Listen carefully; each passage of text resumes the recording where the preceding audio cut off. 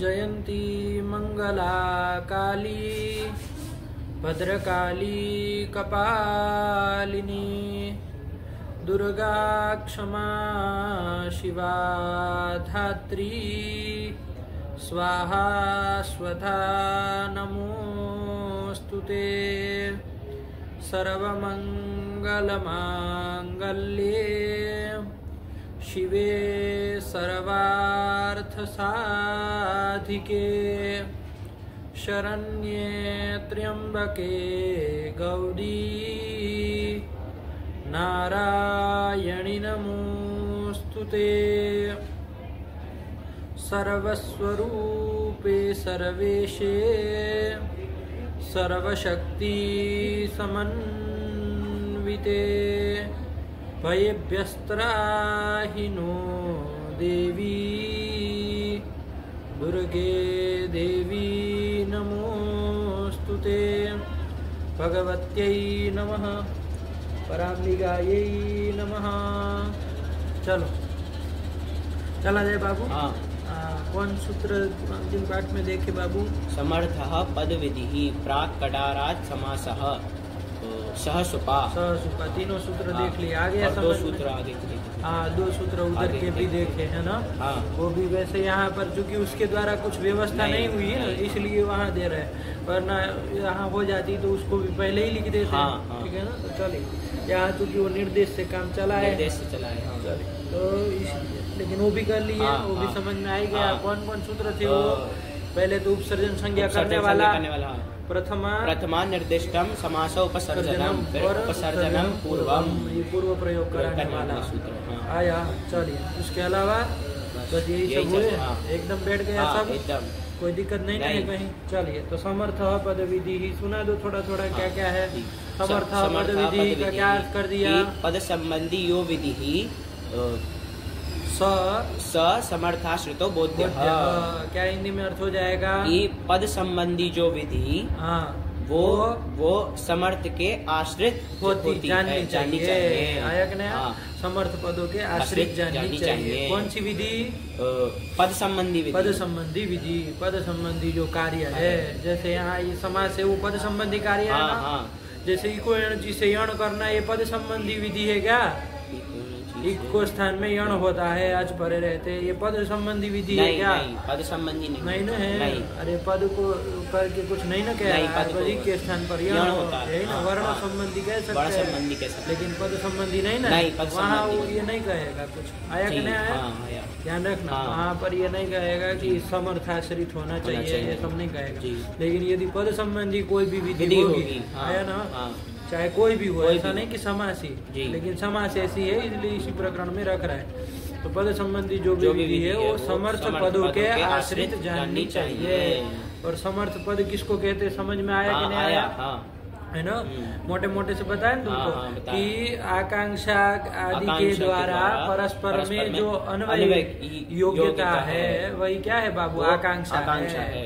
नहीं, वो तो सामर्थ्य है। वही सामर्थ्य है। आया ना। पदों में सामर्थ्य क्या रहेगा? यही ना रहेगा। वही रहेगा। तो ऐसा यदि होता हो तो समझना वहाँ पर क्या है बाबू? वो समर्थ पद है। समर्थ पद है। और ऐसे समर्थ पदों में ही पद संबंधी विधि जो समाज कार्य है, चाहे अन्य कोई भी विधि है, वो सब होगी। आया कि नहीं? आया। जैसे उदाहरण के तौर पे क्या बताया? राज्ञ पुरुष। आया ना। राज्ञ पुरुष, खाली ये राजा का पुरुष, ये अभिप्राय से वाक्य है। तो यहाँ पर देखो परस्पर दोनों को एक दूसरे की आकांक्षा है कि नहीं है? राज्ञ को पुरुष की राज्ञ आकांक्षा है कि नहीं? तो इस आकांक्षा के कारण यहाँ पर आकांक्षा के होने के कारण ही वहीं पर अन्वय बोध होता है। अन्वय बोध होता है तो राज संबंधी पुरुष ऐसा बोध होता है। तो चलो यहाँ पर तो ये समर्थ पद कहलाएंगे। राजन और राज्ञ पुरुष ये समर्थ पद कहलाएंगे। तो यहाँ पर वो पद संबंधी विधि होगी। लेकिन मान लीजिए दूसरा एक उदाहरण दिए थे ना, क्या दिए थे? भार्या राज्ञ पुरुष देवदत्तस्य, ऐसा उदाहरण दिए। यहाँ पर भी देखो राज्ञ पुरुष जैसे कि तैसा है, वैसा ही है कि नहीं? लेकिन यहाँ समास नहीं होगा। क्यों? क्योंकि ये समास जो है पद संबंधी विधि है। पद संबंधी विधि समर्थ पदों के आश्रित होती है ना। तो ये समर्थ पद तो ये है नहीं। समर्थ राज्ञ पुरुष समर्थ पद है यहाँ पर नहीं है। आया कि नहीं? आया। चलिए, तो इसलिए यहाँ पर समास संबंधी विधि नहीं होगी। आया कि नहीं? चलिए, क्यों समर्थ नहीं है यदि कोई पूछे तो यहाँ पर देखो, राज्ञ को पुरुष की आकांक्षा नहीं है, पुरुष को राज्ञ की आकांक्षा नहीं है। किस अभिप्राय से वाक्य कहा गया है कि भार्या राज्ञ पुरुष देवदत्तस्य, भार्या मतलब पत्नी, वो राजा की है नहीं, और पुरुष किसका है? देवदत्त का। तो राजा राज्ञ और पुरुष का परस्पर में अन्वय नहीं हो रहा, यहाँ पर ये समर्थ पद नहीं है, सामर्थ्य नहीं है। आया कि नहीं? तो चलिए, अभी ये सामर्थ्य का मतलब बहुत लंबा चौड़ा विचार है, लेकिन फिलहाल लघु सिद्धांत में और सामान्य रूप से समझने के लिए इतना काफी है। आया कि नहीं है? वरना तुमको बताया ना, सामर्थ्य दो तरह का होता है। क्या 2 तरह का बताए थे? अपेक्षा सामर्थ्य और एकार्थी भाव सामर्थ्य। आया कि नहीं? तो चलिए, धीरे धीरे वो भी आ जाएगा, कोई ऐसी बात नहीं, ठीक है ना? लेकिन चलो, फिलहाल तो ये समझ में आ गया, बात बैठ गई। तो ऐसा सामर्थ्य होने पर ही वहाँ पर पद संबंधी विधि होती है। यही ना निकला? यही निकला। जिस पदों में सामर्थ्य रहेगा है ना जी, वही उन्हीं पदों का क्या होता है? पद संबंधी विधि है, वो सब की जाएगी। बैठ गया? बैठा, कोई दिक्कत नहीं। चलिए, यही कर लिया। इसके बाद कौन आया? इसके बाद आया प्राक कडारात समासः। अधिकार सूत्र है, अधिकार सूत्र है ना। समासः का अधिकार जाता है कहाँ तक जाता है? कडाराः कर्मधारय इत्यतः प्राक समासः इत्यादि क्रियते। जैसे लिखा वैसे ही याद करो, है ना? अपने मन से कुछ जोड़ तोड़ नहीं करो। क्या बोलो? कडाराः कर्मधारय इत्यतः प्राक समास इत्यादि क्रियते। आया कि नहीं? चलिए, ये कडाराः कर्मधारय सूत्र हमने देखा ना, दूसरे अध्याय के दूसरे पाठ का अंतिम सूत्र है। आया ना जी? हाँ, 37वां है। 37वां। तो 36 तक, उसके पहले तक जाएगा ना, तो 36 तक इसका समास का अधिकार जाएगा। तो ये सूत्र कहाँ का है? ये सूत्र हमारा 2-1-3 का है। आया कि नहीं? तो 2-1-3 मतलब वो 4 से चलेगा। तो 2-1-4 से लेके प्रथम पाठ पूरा और दूसरी पाठ में वो कडाराः को छोड़ करके 36 सूत्र तक। तो 36 सूत्र तो दूसरे पाठ के, और इसके कितने सूत्र है? पहले पाठ के कितने सूत्र है? प्रथम पाठ के देखो कितने। अरे पता चल जाए ना कि इतने ही सूत्र तो समास करते, एक संख्या आ जाए। पहले पाठ में 72 है। तो 3 तो ये निकाल लेंगे ना, 3 निकल जाएंगे। हाँ। चौथे से जाएगा ना, तो 72 है।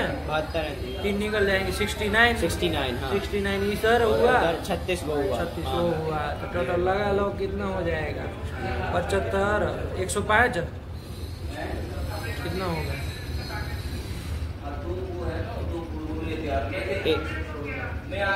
102 होगा। 69 ये, अच्छा 36 है। 105 होगा। हाँ ठीक, 105 ही होगा। हाँ, तो 105 सूत्र है ये सब समास करने वाले सूत्र है। आया कि नहीं? आया। तो चलिए, उसमें सबसे पहला सूत्र आया सहसुपा। हाँ, यही आया। 105 में सबसे पहला है सहसुपा। चलिए, तो सहसुपा सूत्र है। सहसुपा क्या कहता है? इसमें समासः का अधिकार आ जाएगा। और किसका वो अनुवृत्ति आएगी ऊपर से? शुभामंत्रिते परांगवत इस सूत्र से शुभ की अनुवृत्ति आ जाएगी। शुभ है ना, उसकी अनुवृत्ति आ जाएगी। तो चलिए, सहसुपा इसमें पढ़ाई था। तो शुभ, गुरुजी इसमें एक चीज पूछ, क्या बोलो ना ये गुरुजी, इसमें वाह कहाँ से आया? हाँ, वाह कहाँ से आया? अनुवृत्ति नहीं आएगी इसे, तब फिर कहाँ से आ गया भाई वाह? तो चलो, टीका टिप्पणी देखो, थोड़ा देखना चाहिए ना, देखे नहीं तो लिख देना, देखो तो मिलेगा ना, तो फिर मिल जाएगा। कल ही पूछना चाहिए तुमको विवाह कहाँ से आ गया। चलिए, इसलिए हम बार बार तुमको बोला है, बार बार तुमको बुलवाए कि देखो किसके किसकी अनुवृत्ति आई, ध्यान से देखो। तुम 2 को देख करके संतोष कर लिए कि समास आ रहा है, शुभ आ रहा है, संतोष हो गया तुमको। चलो जाने दो, इसको कितना भी कह रहे हैं, तो प्रश्न ही नहीं उठ रहा है, तो फिर कहाँ से उत्तर दिया जाए। चलो देखो, थोड़ा आयास करो, उसमें टीका टिप्पणी मिलेगा कि भाई ये वाह कहाँ से आ रहा है। तो फिर एक बात जानने लायक चीज़ है, थोड़ी भी उदासीनता तुम कहीं पर भी बरतोगे कि चलो हो गया, तो फिर हो चुके काम। एक भी चीज़ में उदासीनता आनी चाहिए, एक चीज़ बारीकी से देखने वाली चीज़ है। चले, न केवल यहाँ पर पूरी लघु सिद्धांत को देखिए, एक एक चीज़ पे ध्यान देना चाहिए। अभी जितना तुम देखोगे समझोगे वैसे वैसे पता चलेगा कि कितना डिटेल में होता है सब, बहुत कितना सोच समझ करके एक शब्द लिखा जाता है, ऐसे ही नहीं लिख दिया जाता है। चलो, तो लोगों को लगता है किस्सा कहानी है तो आधा समझे नहीं समझे आगे बढ़ जाते और फिर ख़त्म हो जाता है स्वारस्य। फिर ग्रंथ का स्वारस्य तभी वो तुमको उसमें कल उन लोगों के पाठ में बताए ना, वस्तुस्तु नस्तु, और उसमें उदाहरण दिए हैं। तो देखो कितना सोच करके उदाहरण दिए जा रहे हैं, और आपको बस खाली कहानी से मतलब है। तो ये भागवत कथा नहीं है कि भाई चलो कथा करते चले और ऐसा करते चले गए। ध्यान से करना पड़ता है, एक एक चीज़ एक एक अक्षर मायने रखता है कि क्यों लिखा गया, कहाँ से लिखा गया, तब खाल निकाल देते हैं एक वाक्य के लिए, इतना लंबा चौड़ा विचार हो जाता है। चलो, तो ध्यान दो, थोड़ा देखो करो तो आएगा, खाली मुड़ी हिलाने से शास्त्र नहीं आने वाला है। चलो, कौन सूत्र आ गया? सहसुपा। सहसुपा क्या बन गया? उसका वृत्ति अनुवृत्ति ला करके सुप सुपा सह वा समस्यते, यही न कर दिए। और इसमें तुमको ये भी बता दिए कि भैया ये सुप क्या है? प्रत्यय है, तो प्रत्यय ग्रहणे तदंत ग्रहणम, तो क्या हो जाएगा? सुबंतम सुबंतेन सह वा समस्यते। सुबंत का सुबंत के साथ विकल्प से समास होता है। आया ना? और कोई विशेष नाम इसको नहीं ना दिया जा रहा है, इस समास को कोई विशेष संज्ञा की जा रही है, कोई नहीं की जा रही है, यही भाव समास है, ऐसा कुछ नहीं ना कहा जा रहा। तो चलिए, विशेष संज्ञा से विनिर्मुक्त समास है, केवल समास है, इसी को कहते हैं केवल समास। तो यही सूत्र है। कोई पूछे केवल समास करने वाला सूत्र कौन? तो सहसुपा। सहसुपा, इसके द्वारा जो समास होता है वो केवल समास होता है, केवल समास होता है। समझे? चलिए, तो लग गया ना? क्या अर्थ कर लिया? सुबंतम सुबंतेन सह वा समस्यते। आया कि नहीं? इसमें समर्थेन भी जोड़ना हो तो जोड़ दोगे, क्योंकि समर्थ पद विधि का है ना, क्योंकि ये देखो समास है वो पद विधि है, समर्थ पदों के आश्रित हो गए, तो जोड़ दो। सुबंतम समर्थेन सुबंतेन सह वा समस्यते। सुबंत का समर्थ सुबंत के साथ विकल्प से समास होता है, समर्थ सुबंत होना चाहिए। आया कि नहीं आया? मान लीजिए पूर्वम का, जैसे इसका उदाहरण क्या दिया? पूर्वम भूता में मान लीजिए पूर्वम का कोई अन्य के साथ मान लीजिए संबंध होता और भूतः का उधर कहीं होता संबंध, ऐसा होता तो वहाँ पर पूर्वम भूतः में समास नहीं ना होता, नहीं हो पाता। दोनों सुबंध तो वैसे के वैसे। अरे बना लो, मान लीजिए कुछ कि प्रयागराजात पूर्वम, और इधर भूतः देवदत्त, ऐसा कुछ बना लेते। मान लो प्रयागराज देवदत्त, प्रयागराज से पूर्व में उसका संबंध उसके साथ होगा, और इधर भूतः देवदत्त कि भूतकालिक देवदत्त, अच्छा तो भूतकाल में होने वाला देवदत्त, इस तरह से हो जाता। मान लो तो बीच में पूर्व भूत तो है ही, है ना? वही समर्थ सुबंध भी है, ये भी सुबंध है, तो समास होगा क्या? नहीं होगा। क्यों? क्योंकि ये समर्थ सुबंध नहीं है, है ना, इसलिए नहीं होगा। ध्यान में रहेगा? रहेगा। इसलिए समर्थ है ना, बोले नहीं बोले समझ करके रखना है, लेकिन हम लोग जोड़ के बोल ही देंगे, क्यों छोड़ा जाएगा? आया कि नहीं? पर वो समर्थ है ना कैसे आएगा, ये भी आ रहा है ना, परिभाषा सूत्र है ना। कौन सूत्र है? परिभाषा सूत्र।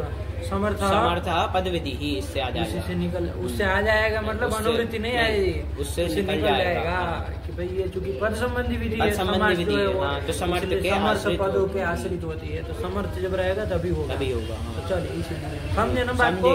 यही कर लो, पूर्वम भूत आया कि नहीं?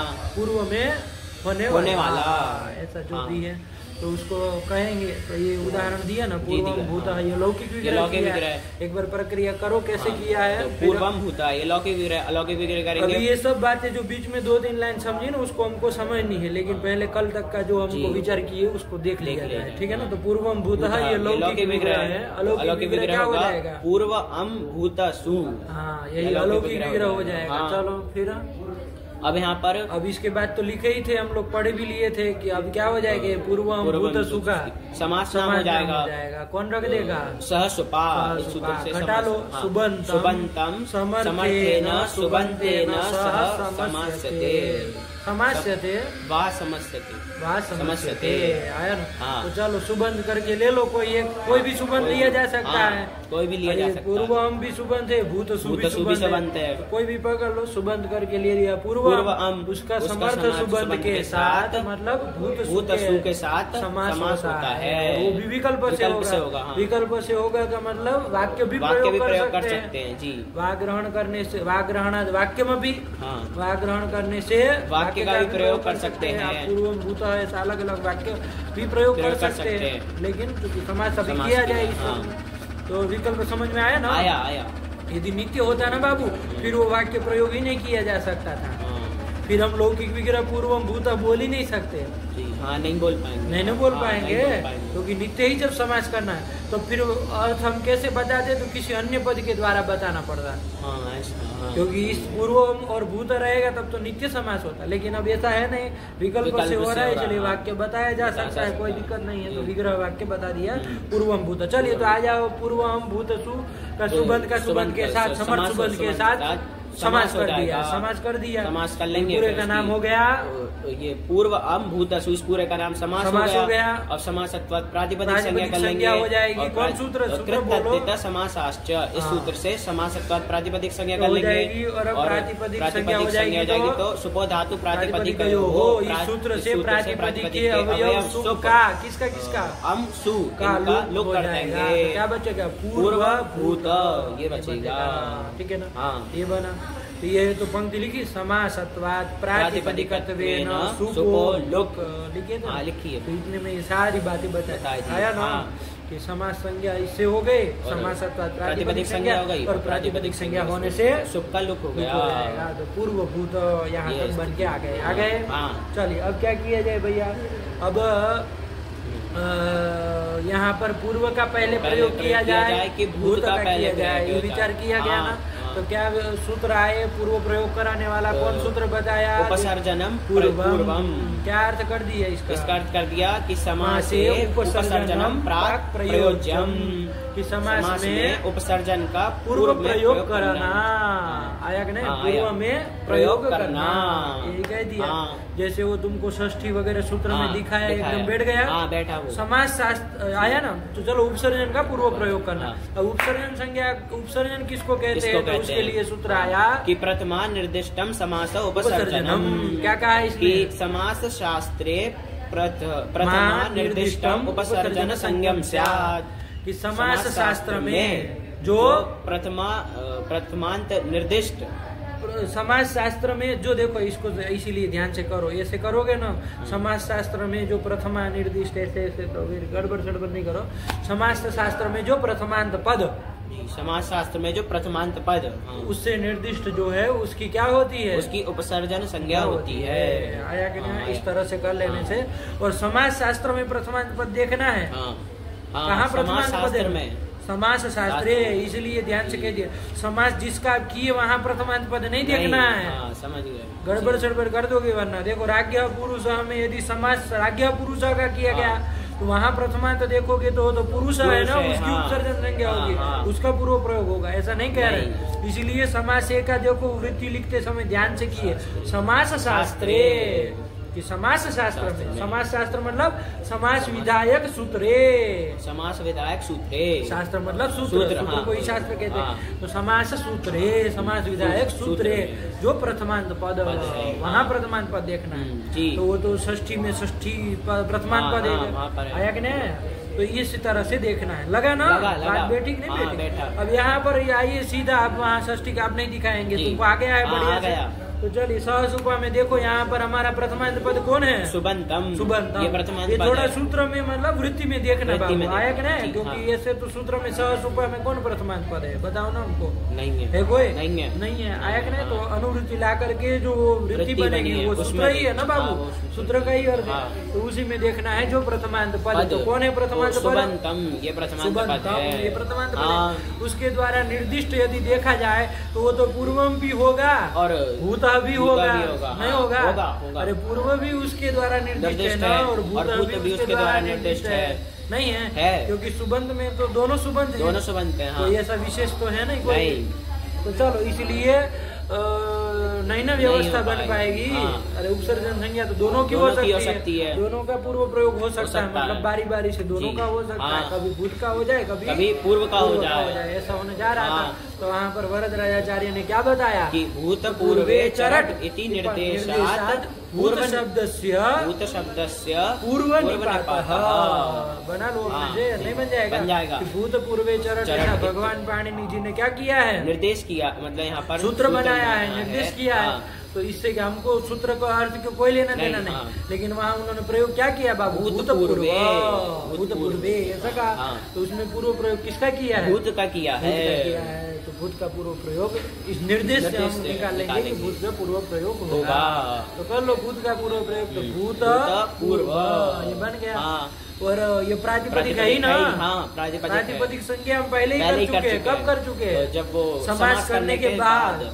अब बस उसमें क्या फर्क पड़ गया, समास करने के बाद हमने प्रातिपदिक संज्ञा किसकी की थी बाबू, भूत पूर्व अम भूतसु इसकी की थी। बस अभी क्या फर्क है, अभी पूर्व भूत पूर्व है, तो दोनों में फर्क क्या है, खाली वो विभक्ति जो है वो अब नहीं है, क्योंकि उसका सुपो धातु से क्या कर दिए, लोग कर दिए हैं, तो कोई फर्क नहीं पड़ा। अरे एक देश विकृतम अन्यवद, अरे एक देश विकृत हो गया तो वो कोई अन्य नहीं हो जाता है। तो बस खाली सुप का लुक हो गया तो प्रातिपदिक तो रहेगा ना, कि सुख का लुक हो गया, वो प्रातिपदिक भी नहीं रहेगा। अरे वो जो छिन्ने पूछे श्वा एव कहा है ना, कुत्ते की पूछ कट जाए तो वो कुत्ता ही न रहता है, कुछ दूसरा नहीं ना, बियालादी नहीं ना हो जाता है। तो फिर तो यहाँ पर भी खाली वो प्रातिपदिक वस्तु तो हमने संज्ञा की थी, तब वो पूरा समुदाय था, क्या था, पूर्व अम भूतसु। बस उसमें अम और सु का क्या कर दिए, धातु प्रातिपदिक सूत्र से लुक कर दिए। तो एक देश विकृत हुआ हम मान रहे हैं, लेकिन उससे कोई वो अन्य नहीं हो जाए, अन्य नहीं होगा, भूतपूर्व प्रातिपदिक माना जाएगा। आया कि नहीं, तो चलिए माना जाएगा, तो रहने दो। उससे अब क्या कर लिया जाए भैया, सूत्र से सु लाएंगे, कर देंगे भूतपूर्व बन जाएगा। आया कि नहीं, कोई पूछे क्या अर्थ है, कि पूर्व में होने वाला भूतपूर्व प्रधानमंत्री, तो पूर्व में होने वाला प्रधानमंत्री, यही ना, यही हो जाएगा, भूत प्रधानमंत्री।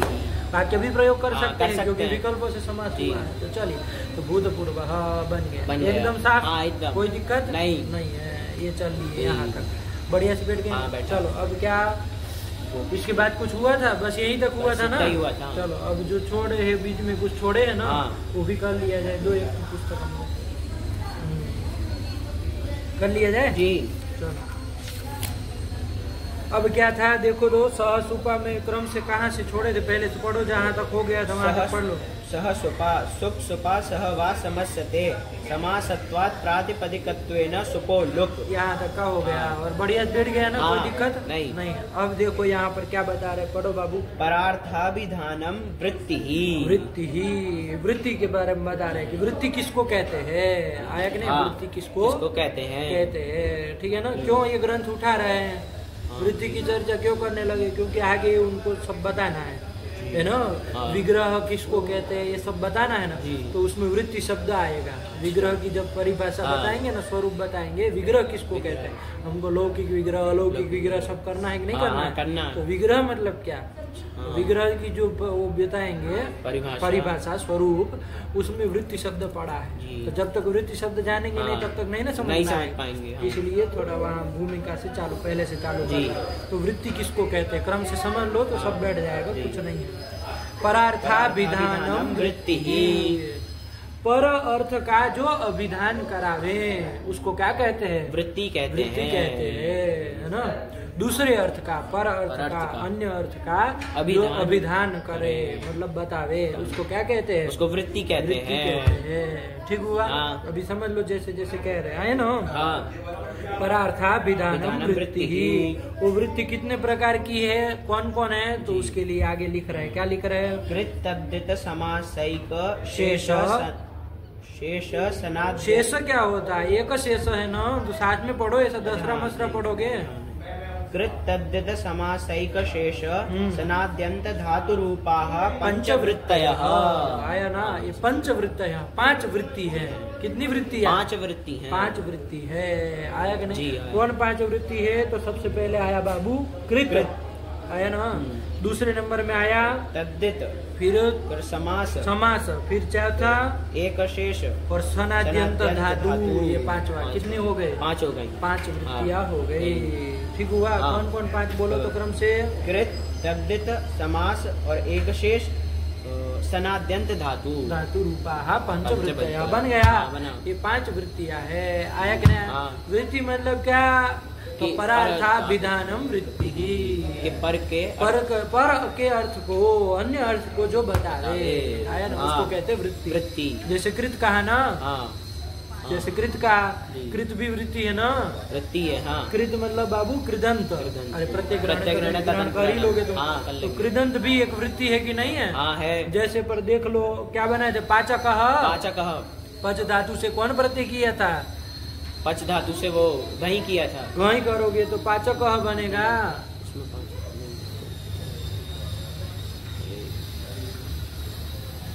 पच धातु से घई करोगे तो पाचकः बनेगा। नहीं, णूल प्रत्यय करेंगे। णूल प्रत्यय किया। णूल त्रिचौ से कर्ता अर्थ में किए थे ना। किए थे। धातु से णूल और प्रत्यय कर्ता अर्थ में होते हैं, तो किए थे।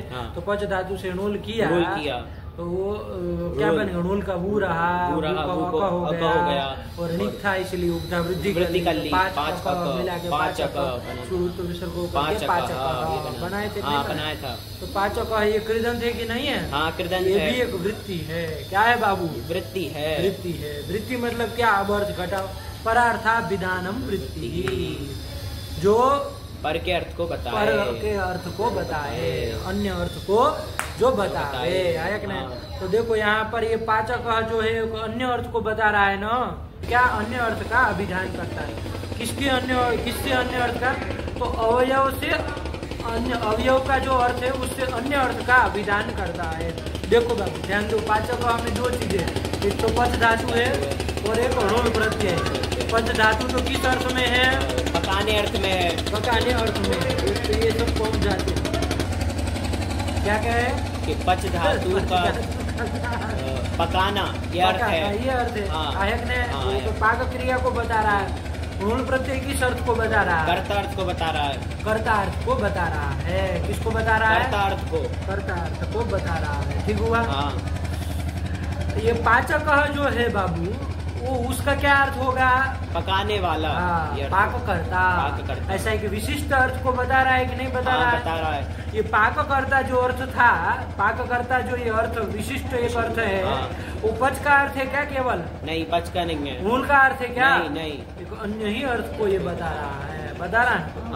अवयव का जो अर्थ है उससे एक अन्य विशिष्ट अर्थ को बता रहा है कि नहीं बता रहा है? कौन बता रहा है?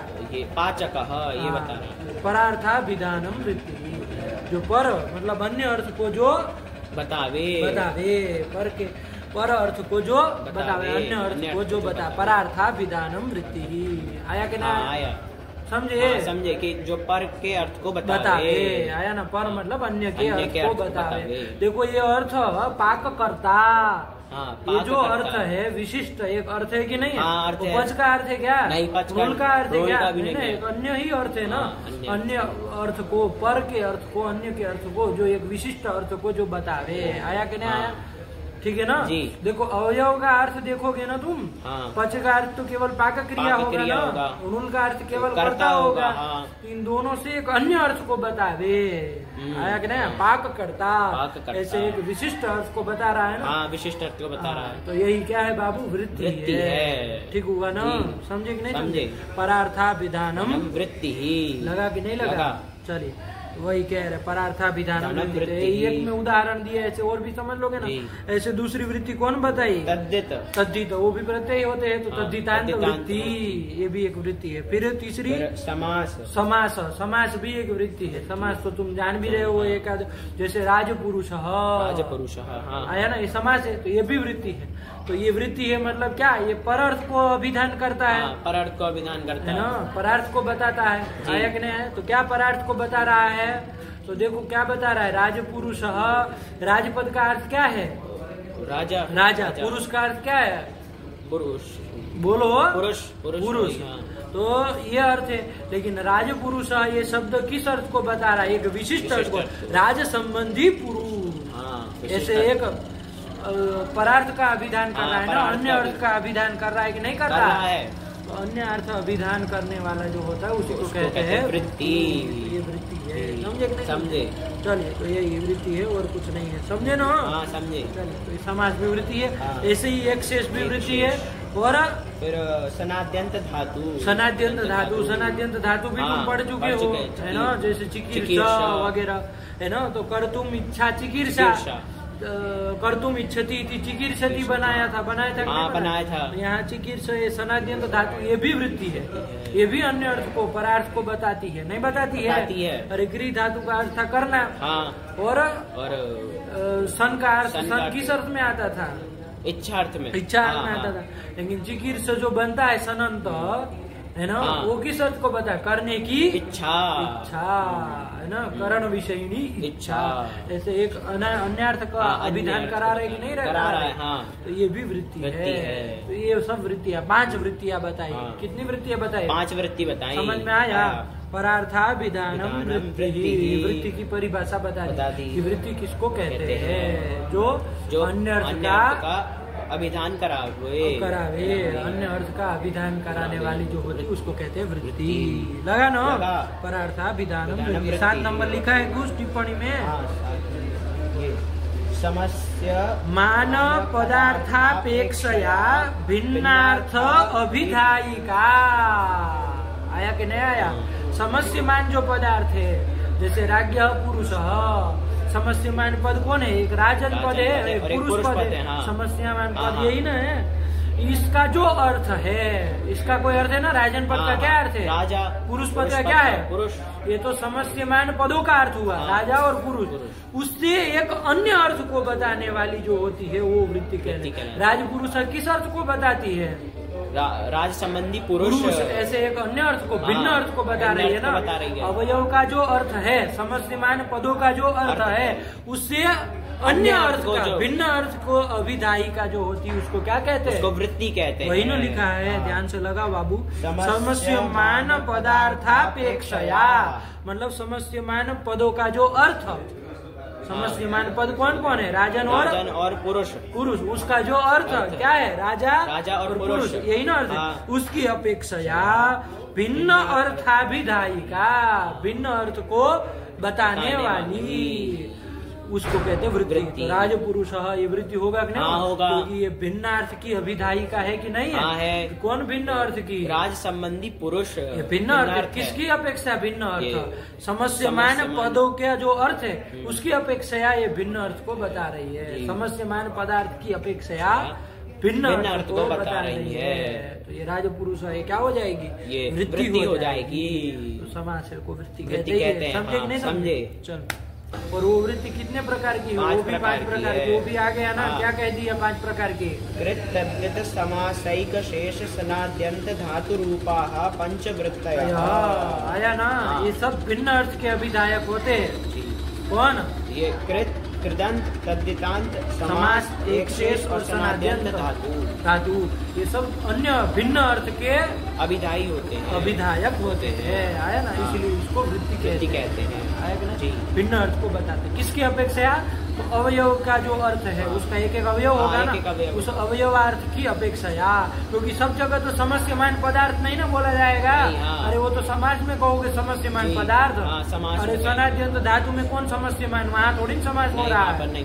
अरे कृदंत में कौन समास हो रहा है? तद्धितांत में कौन समास हो रहा है? नहीं हो रहा है। वहाँ समस्यमान पदार्थ बोलोगे नहीं, वहाँ पर नहीं कि समस्यमान पदार्थ की अपेक्षा अन्य अर्थ को बतावे, ऐसा कहोगे नहीं। इसलिए हम एक शब्द तुमको दिए, अवयवार्थ की अपेक्षा, क्योंकि अवयव तो सब जगह रहेंगे ना।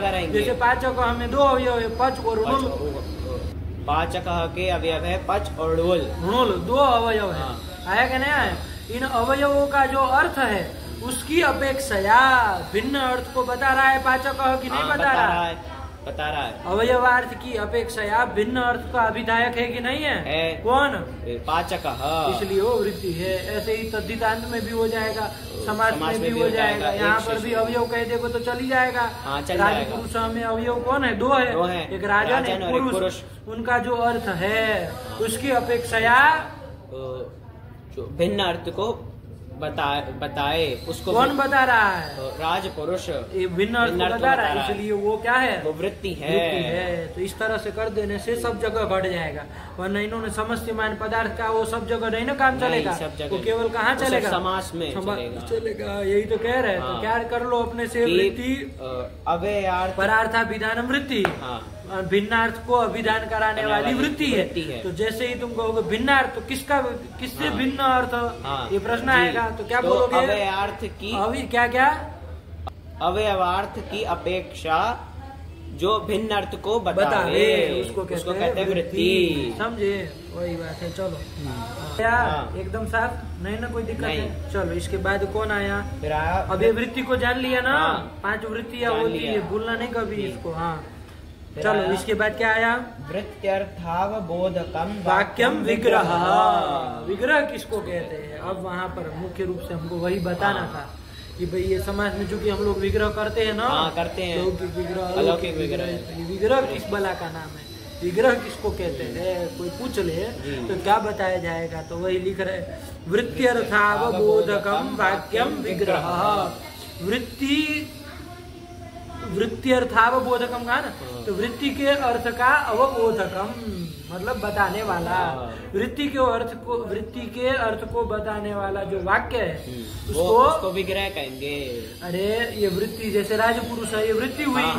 वृत्ति है ना। कौन वृत्ति है? 5 वृत्ति में से ये हमारी समास वृत्ति है कि नहीं?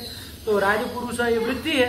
उसके अर्थ को बताने वाला जो वाक्य है, कौन वाक्य होता है? राज्ञः पुरुषः। तो इसको कहेंगे, इसको विग्रह कहेंगे। आया कि नहीं? जैसे चिकीर्षति, ये भी वृत्ति है कि नहीं है? कौन वृत्ति है? ये हमारी सनाद्यंत धातु रूपा वृत्ति है। आया कि नहीं? तो इस वृत्ति का अर्थ बताने वाला जो वाक्य है, कर्तुम इच्छति। आया कि नहीं? हाँ, तो इसको क्या कहेंगे? इसको विग्रह कहेंगे। समझे? हम लोग बोल रहे थे ना कि कर्तुम इच्छति, ये विग्रह होगा। आया कि नहीं आया? ऐसे कर रहे थे ना, तो विग्रह होता है। अरे वृत्ति को अर्थ के अर्थ को बताने वाला जो वाक्य है उसी को विग्रह कहते हैं। वृत्ति 5 प्रकार की है, तो वो 5 में से चाहे कोई भी वृत्ति के अर्थ को बताने वाला जो वाक्य है उसको विग्रह कहते हैं। जैसे भूतपूर्व, ये वृत्ति है कि नहीं है? वृत्ति है। तो इस वृत्ति के अर्थ को बताने वाला क्या वाक्य है? पूर्वम भूतः, विग्रह है। समझे? जैसे पाचक, ये वृत्ति है कि नहीं है? इस वृत्ति के को बताने वाला जो वाक्य है पचति। पचति पाचक कहते थे ना, पचति ये जो वाक्य है वो क्या हो जाएगा? विग्रह हो जाएगा। यही तो कह रहा है। ऐसे सब जगह कट जाएगा। लगा सरल ही है। अब देखो बाबू, वृत्ति नहीं जाने होते इसके पहले तो विग्रह समझ पाते? नहीं। आप तुरंत कहते कि भैया ये वृत्ति कुछ बला, इसलिए पहले से उन्होंने बताना चालू किया। ठीक है ना? और कुछ नहीं है। चलो, तो वृत्त्यर्थावबोधकम वाक्यम विग्रह। 8 नंबर टिप्पणी क्या लिख दिए है? 8 नंबर में वृत्तेर यो अर्थ, वृत्ति का जो अर्थ, वृत्ति का अर्थ होगा ना, ये 5 वृत्ति है तो उनका कोई अर्थ होगा। उस अर्थ तस्य अवबोधकम वाक्यम, उसका अवबोधक मतलब बताने वाला जो वाक्य है उसी को कहते हैं विग्रह। तो और कुछ नहीं बताया, खाली वो समास अलग अलग है ना। वृत्त्यर्थावबोधकम वाक्यम विग्रह। क्या समझे? कि वृत्ति के अर्थ को बताने वाला जो वाक्य है उसको कहते हैं विग्रह। लग गया? एकदम साफ है। चलो पढ़ो। वृत्त्यर्थावबोधकम वाक्यम विग्रह। चलो, सच मतलब विग्रहश्च। विग्रह, वो विग्रह क्या कह रहे हैं आगे? लौकिको अलौकिकश्च इति द्विधा। वो विग्रह 2 तरह का होता है, लौकिक और अलौकिक के भेद से वो विग्रह जो होता है वो 2 तरह का होता है। लगा? विग्रह भी 2 प्रकार के। विग्रह किसको कहते पहले वो बता दिए। किसको कहते हैं विग्रह? वृत्त्यर्थावबोधकम वाक्यम विग्रह। क्या हिंदी में अर्थ हो जाएगा? वृत्ति के अर्थ को बताने वाला जो वाक्य है उसको कहते हैं विग्रह कहते हैं। वो विग्रह जो है वो 2 प्रकार का है, लौकिक विग्रह और अलौकिक विग्रह। आया? लौकिक विग्रह किसको कहते हैं, अब अलौकिक विग्रह किसको कहते हैं, समझना पड़ेगा ना। तो लिख रहा है नहीं लिख रहे, फिर सीधा चले गए कि पूर्वम भूत इति लौकिक, ये चले गए। लेकिन हम कैसे समझे, तो लिखाना चाहिए ना कहीं। ये देखो लौकिक आगे लिखा 9 नंबर टिप्पणी। हाँ 9 नंबर में ये लिखा, क्या लिखा है, लोके प्रयोगार्ह एवं लौकिक। आया ना कि लोके प्रयोगार्ह, लोक में प्रयोग करने अर्ह, अर्ह मतलब योग्य, लोक में प्रयोग करने योग्य जो होता है उसको कहते हैं लौकिक। आया ना, आया। लौकिक किसको कहेंगे, जो लोक में प्रयोग करने के योग्य हो उसको लौकिक कहेंगे, लौकिक कहेंगे। और लोक में जो प्रयोग करने के योग्य न हो उसको क्या कहेंगे, अलौकिक कहेंगे। जैसे देख लो राज्ञः पुरुषः, इसका हम लोक में प्रयोग कर सकते हैं कि नहीं कर सकते हैं, लोक में प्रयोग कर।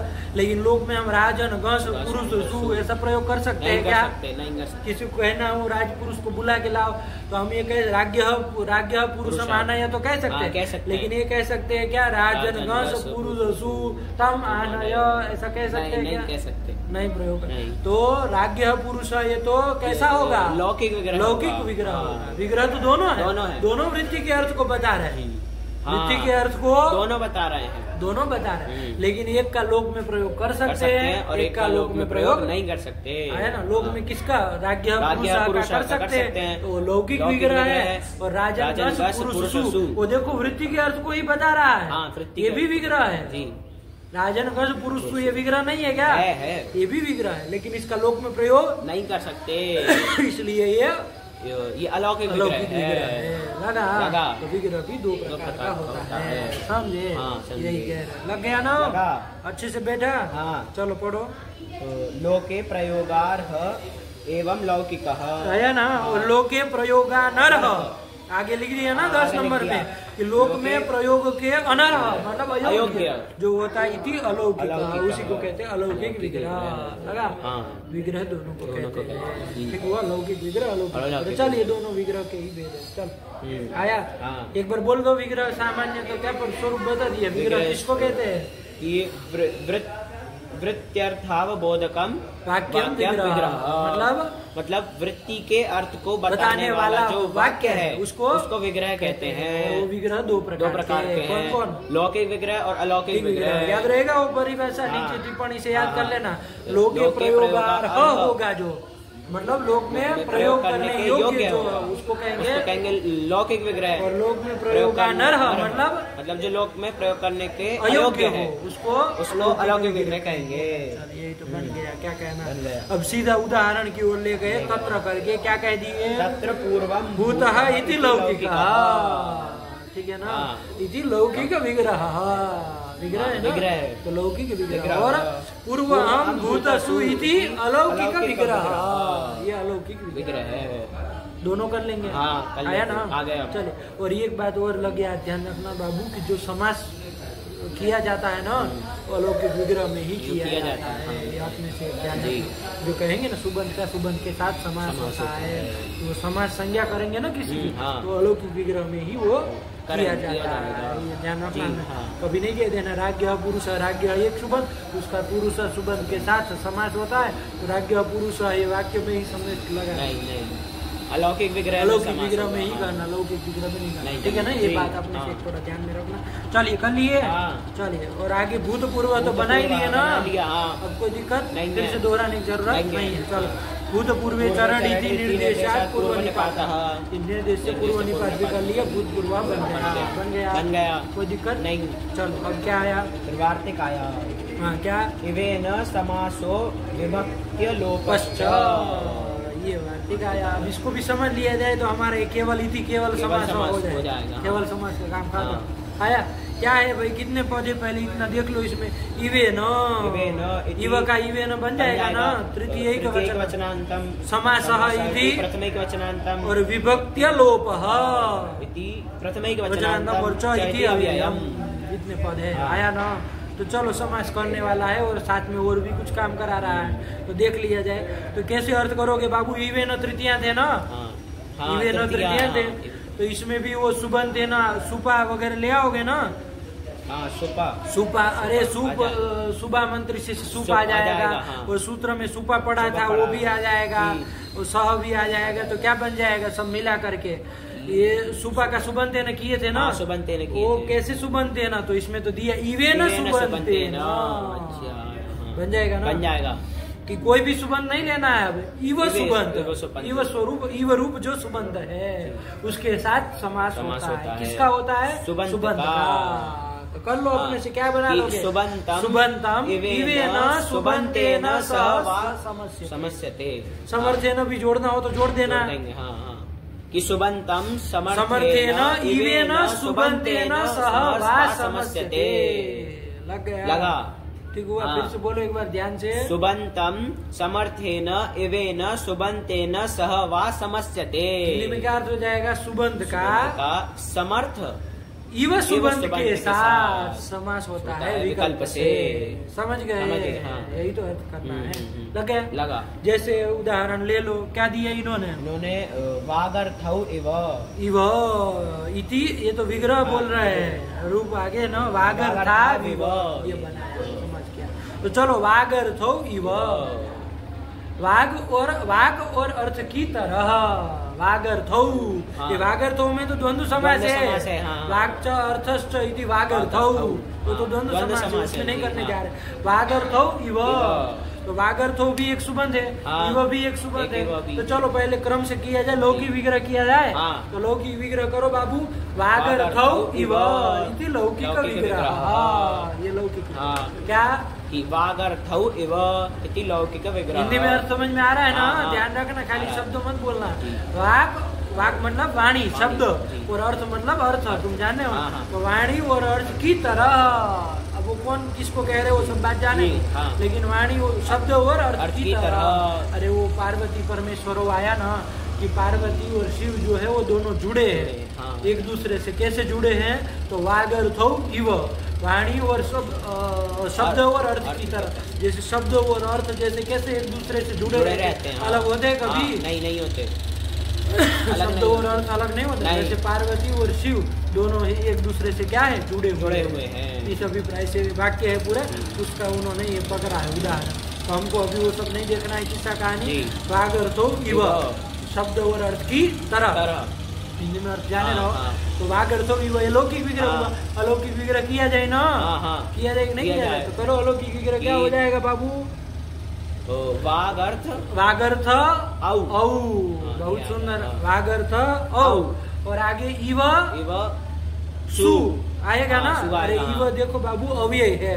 क्या है? अव्यय है। तो अव्यय है, तो हम लोग ऐसे भी अलौकिक विग्रह बोल सकते हैं कि वागर्थ औ और इव सु, ऐसे बोल सकते हैं। लेकिन ध्यान रखना, इव चूंकि अव्यय है तो इव के बाद जो सु है उसका तो किससे लुक हो जाएगा? लुक हो जाएगा। इसलिए अलौकिक विग्रह में उसको बोलने की जरूरत नहीं है। सीधे ही क्या बोल देंगे अलौकिक विग्रह? वागर्थ औ इव, ये अलौकिक विग्रह हो जाएगा। एक बार बोलो बाबू लौकिक विग्रह, एक बार अलौकिक विग्रह, दोनों बोलो। वागर्थौ इव इति लौकिक विग्रह, और फिर वागर्थ औ इव इति अलौकिक विग्रह। आया ना? कोई पूछे इव सु क्यों नहीं बोल रहे हो, तो उसका तो लुक हो जाता है। तो राग क्यों देखेगा? वो तो पहले ही कर देगा ना, राग थोड़ी देखेगा कि जब समास हो, प्रातिपदिक संज्ञा हो, तब शुभ लुक करे, वो क्यों राग देखेगा? थोड़ी प्रातिपदिक, वो तो कहता है अभी से परे शुभ का लुक होता है, पहले ही कर देगा। चलिए वो सब राह नहीं देखेगा। इसीलिए अलौकिक विग्रह बोलते समय वो सु को हम नहीं बोलेंगे। ठीक है? तो वागर्थ औ इव, ये अलौकिक विग्रह हो गया। अब करो बाबू, यहाँ पर समास कर लिया जाए। समास कर लेंगे। किससे कर लेंगे? वार्तिक से कर लिया जाए। घटाओ, क्या अर्थ बनाए थे? सुबंतम समर्थेन इवेन सुबंतेन सह वा समस्यते। तो सुबंत करके कौन हो गया? अब हमारा हो जाएगा हमारा वागर्थ औ, ये हो जाएगा। क्योंकि अब तो दूसरा सुबंत क्या लेना है वो नाम लिख दिया है। यहाँ ऐसा नहीं है, यहाँ तो नाम बोल दिए। दूसरा सुबंत क्या होना चाहिए? यू होना चाहिए। यही ना कहा, इवे ना सुबंत है ना, इव सुबंत के साथ। तो चलो, तो यहाँ सुबंत पहले वाला जो सुबंतम करके कौन पकड़ा जाएगा? वागर्थ औ, ये पकड़ा जाएगा। इसका इव सुबंध के साथ, इव सुबंध, वो सुबंध है ना? अरे सु का लुक हो गया तो कोई बात नहीं, वो सुबंध है ही ना। तो इव के साथ समास होता है। इस पूरे का नाम समास कर दो। कर दिया। समास कर दो भैया। और समास तत्वत क्या हो जाएगी? कृत समास से प्रातिपदिक संज्ञा हो जाएगी और सुपो धातु प्रातिपदिक से शुभ जो अवयव है कौन है? औ है, एक ही है। तो उसी का क्या कर दिया? लोक कर दिया जाए, कर दिया जाए, कर दिया जाए, होना चाहिए, होना चाहिए। क्योंकि किसका पूरे का नाम समास हुआ है? किस पूरे का नाम? ये वागर्थ औ इव, और उस पूरे का नाम समास, और समास होने के कारण प्रातिपदिक संज्ञा उस पूरे की हुई। और उसका अवयव जो ओ है उसका क्या होना चाहिए? धातु प्रातिपदिक है, उससे लुक होना चाहिए, होना चाहिए। लेकिन ये वार्तिक जो था ना बाबू, वो समास तो कर रहा था, साथ में एक दूसरा काम भी कर रहा है। क्या लिख रहा है? विभक्ति लोपश्च, कि विभक्ति का क्या होगा? अलोप, मतलब लोप नहीं होगा। अलुक कराने वाले, अलुक भी करा रहा है कि लुक नहीं होगा। लुक प्राप्त किससे था? सुपो धातु प्रातिपदिक से तो प्राप्त था उसका, ये रोक भी रहा है, निषेध भी कर रहा है। समझ में आया? दो काम कर रहा है, इवेन समास और विभक्ति लोपश्च, विभक्ति का अलोप भी करना, मतलब लुक नहीं करना। तो ओ का लुक नहीं होगा। समझे? चलिए, तो क्या बन गया हमारा? वागर्थ औ इव, यही ना रहा। हम लोग तो नहीं कर पाएंगे, तो वागर्थ औ में करो बाबू। कौन लगा दिया जाएगा? वृद्धि कर लो। वागर्थ औ बन गया। क्या बन गया? वागर्थ औ ये बना, और इधर इव है, वागर्थ औ इव ये बना। अभी इसमें भी संधि होगी ना? कौन संधि कर लिया जाए? औ को आवादेश कर लिया, तो वागर्थाव इव मिला दो, वागर्थाव इव बन जाएगा। ठीक है ना? लेकिन एक बात अभी यहाँ ध्यान देनी है आपको, वृद्धि रेचि से जब वृद्धि की है वागर्थो बन गया, और आगे क्या है? इव है ना? जब ये है, अभी पहले ये विचार करना पड़ेगा ना, पूर्व प्रयोग किसका करे भैया? अरे इव को पहले रखे कि वागर्थो को पहले रखे? ये विचार करना है ना, ध्यान रखना, ये विचार करना है ना। अभी वो करने के बाद वो जब हो जाएगा तब ना फिर आगे संधि की जाए, तब आगे किया जाए, आगे क्या काम होगा। लेकिन अभी वागर्थो इव, वृद्धि रेचि लगा लेना, कोई बात नहीं। वागर्थो इव ये स्थिति है ना। अब इव का पूर्व प्रयोग करे कि वागर्थो का पूर्व प्रयोग करे, ये विचार करना है। तो चलो कैसे विचार किया जाए, वही सूत्र के पास चला जाए कि उपसर्जनम पूर्वम, कि उपसर्जन का पूर्व प्रयोग करना। तो चलो पहले सीधे उपसर्जन किसका नाम होगा वही देख लिया जाए। तो कौन है उपसर्जन संज्ञा करने वाला? प्रथमा निर्दिष्टम समास उपसर्जनम। हाँ, कि समास विधायक शास्त्र में, समास शास्त्र में जो प्रथमांत पद, ध्यान रखना। तो यहाँ समास विधायक शास्त्र कौन है बाबू? ये वार्तिक है। वार्तिक है कौन? इवेन समासो विभक्त्य लोपश्च। इसमें जो प्रथमांत पद, कौन प्रथमांत पद है? अरे वृत्ति बनाए ना, वृत्ति में ही देखना। सुबंतम इवेन सुबंत है ना, ये प्रथमांत पद नहीं ना है, ध्यान रखना। प्रथमांत पद कौन है? सुबंतम। उसके द्वारा निर्दिष्ट कौन हो रहा है? यहाँ तो तुम बता सकते हो कि उसके द्वारा किसको लिया गया? वागर्थौ, उसको लिया गया। उसी की क्या हो जाएगी? उसी की उपसर्जन संज्ञा हो जाएगी। देखो यहाँ लिंग हमको, क्योंकि इवेन कह दिए थे ना, इसलिए हमको मिल गया कि भाई यू तो दूसरा सुबंत है। सुबंत हम प्रथमांत करके हम वागर्थौ को ले रहे हैं। समझ में आया? तो चलिए वो वागर्थौ की क्या कर लिया जाए? उपसर्जन संज्ञा कर लेंगे। और उपसर्जनम पूर्वम, सूत्र कहेगा कि समास में उपसर्जन का क्या करना? पूर्व में प्रयोग करना। पूर्व में वागर्थौ ही रहेगा। समझ गए? तो वागर्थौ इव। अब ये रहना है, अब संधि कर ली जाए, कर लो, वागर्थाविव बन जाएगा। तो वही तो है, देखो लिख दिए ना, वागर्थौ इव बराबर वागर्थाविव। वागर्थाविव ये समास का रूप है, आया कि नहीं? आया। वागर्थो इव ये क्या है? ये विग्रह है, विग्रह वाक्य, लौकिक विग्रह। आया कि नहीं? अलौकिक नहीं लिखा, अलौकिक लिखना होता है तो क्या लिखते? वागर्थ औ इव, ये अलौकिक विग्रह हो जाएगा। ठीक है ना? चल बन गया, वागर्थाविव बन गया। और ऐसा नहीं, ऐसे हजारों बन जाएंगे। जैसे ले लो जीमूतस्य इव, जीमूतस्य इव, जीमूत कहते बादल को, तो बादल की तरह, बादल की सदृश, इव का मतलब यही ना होता, सदृश तरह ये कहते हैं। तो जीमूतस्य इव, बादल की तरह। तो चलो करो, यहाँ पर भी बनाओ जरा। जीमूतस्य इव, ये लौकिक विग्रह। अलौकिक विग्रह क्या कर लोगे? जीमूत गस इव, यही करोगे। ये अलौकिक विग्रह हो गया, इसका क्या कर लिया जाए? ये इवे न समासो विभक्त लोपश्च। करो, क्या अर्थ किया था कि सुबंतम समर्थेन इवे न सुबंतेन सह वा समस्यते। देखो कैसे अर्थ बनने लगा, नहीं बनने लगा। और विभक्त लोपश्च साथ में ये भी काम करा रहा है कि विभक्ति का लोप नहीं होगा। ये भी ध्यान रखना, वार्तिक का पूरा अर्थ बोलोगे तो ये भी जोड़ोगे ना। क्या जोड़ोगे कि सुबंधम इवे न समर्थेन इवे न सुबंतेन सह वा समस्यते विभक्त्यलोपश्च भवति स्यात्। जोड़ देना हमने। तो चलो कर लो भैया, इसका नाम भी क्या कर लिया जाए? समास रख लिया जाए। और समास प्रातिपदिक संज्ञा, और प्रातिपदिक संज्ञा हो जाने के बाद क्या शुभलुक होना चाहिए? नहीं होगा, नहीं होगा, क्योंकि ये वार्तिक ने ही निषेध कर दिया। विभक्ति का लोप नहीं होगा, गस का लोप नहीं होगा। तो कोई बात नहीं। जीमू तो गस इव है ना, गस के स्थान में तुमको पता ही है, जीमू तो अकारांत शब्द है, तो गस को सिय हो जाएगा। वो सब प्रक्रिया आप करनी पड़ेगी ना, जब लोप नहीं हुआ तो वो सब प्रक्रिया करो। और जीमू तस्य बन जाएगा। और आगे इव है। अब इसमें किसका पूर्व प्रयोग होगा? अपने से बता दो सीधे। यहाँ पर जीमू तस्य का। क्यों? क्योंकि वही क्या बन रहा है? वो उपसर्जन है। उपसर्जन है ना। उपसर्जन संज्ञा कौन कर देगा उसकी? प्रथमा निर्दिष्टम समास उपसर्जनम ये कर देगा। वो कर देगा, क्योंकि समास विधायक शास्त्र में प्रथमांत पद कौन है? सुबंतम। ये उसके द्वारा निर्दिष्ट कौन हो रहा है? जीमुतस्य। यही हो रहा है, इसी की उपसर्जन संज्ञा। और उपसर्जनम पूर्व प्रयोग। जीमुतस्य पहले रहेगा, बाद में रहेगा। तो चलो जीमुतस्य इव बन गया। संधि कर ली जाए भैया। कौन संधि कर ली जाए? आध गुणा से गुण कर लेंगे। गुण कर लिया जाए आध गुणा से। आध गुणा से गुण कर लेंगे और ई के स्थान पे हो जाएगा। तो जीमुत तस्य बन जाएगा।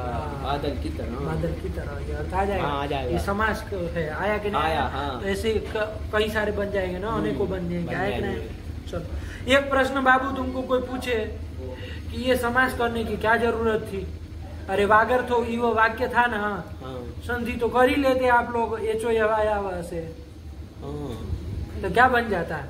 वागर था जिमुतस्य ये वाक्य था, उसमें संधि तो हो ही जाती। संधि हो जाती है ना भाई, जिमुतस्य वो बन जाता। ये समास करने की क्या जरूरत? वैसे आपको विभक्ति का लोप तो करना नहीं करना। कोई लाभ तो वैसे ही नहीं हो रहा, बस संधि कर लेते अपना रूप बन जाता। आया कि नहीं? तो दो तीन बातें है बाबू। एक तो बाबू देखो, समास करने से वो समास को मानकर जो उदात अनुदात स्वरित वगैरह स्वर होते हैं, और स्वर प्रक्रिया में अंतर पड़ेगा कि नहीं पड़ेगा? पड़ेगा, क्योंकि समास किया है तो समास निमित्त तक जो भी स्वर होगा वो सब स्वर हो पाएगा कि नहीं हो पाएगा? जब समास किए तभी हो पाएगा। यदि समास नहीं करते, खाली संधि कर लेते, तो फिर वो समास स्वर नहीं हो पाते। एक तो ये बात स्वर प्रक्रिया को ध्यान में रखते हुए आया कि नहीं? दूसरी बात कि अब जब समास कर दिए तो नियम है ना, आप युवक को बाद में ही रखना पड़ेगा। ये भी है। यदि समास नहीं करते तो युवक को हम पहले भी बोल सकते थे युव जिमुतस्य। तो ऐसा नियम तो है नहीं है वाक्य में, तो कैसे भी बोलो जी। ये भी बात निकल कर क्या है कि जिमुतस्य का पूर्व प्रयोग ही होगा, ये भी निकल जाएगा समास करने का। ये दो तीन बातें होगी जिसके कारण समास करना चाहिए, समास करा जा रहा है। यदि कुछ फर्क नहीं पड़ता तो फिर समास क्यों करते? आया ना? चलिए ध्यान रखना। लग गया ना? लगा। तो ध्यान रखना, क्योंकि विभक्ति का लोप नहीं हो रहा है, इसलिए कोई फर्क नहीं पड़ रहा है। लगता है कि खाली संधि ही तो कर रहे हैं, ऐसा लग रहा है ना? लग रहा है। लेकिन देखो, ये सब नहीं फर्क पड़ेगा। एक तो समास स्वर होने लगेगा, ये लाभ हो जाएगा। दूसरा यू का पूर्व प्रयोग नहीं होगा। पूर्व प्रयोग जिमुतस्य, चाहे वागर भव जो भी रहेगा उसी का पूर्व प्रयोग होगा। ठीक है ना? और दूसरी बात, एक बात और ध्यान रख लो, ये इवेन समासों के द्वारा जो समास हो रहा है, इसका भी कोई विशेष संज्ञा नाम दिया जा रहा है? नहीं ना दिया जा रहा। ये भी कैसा समास है?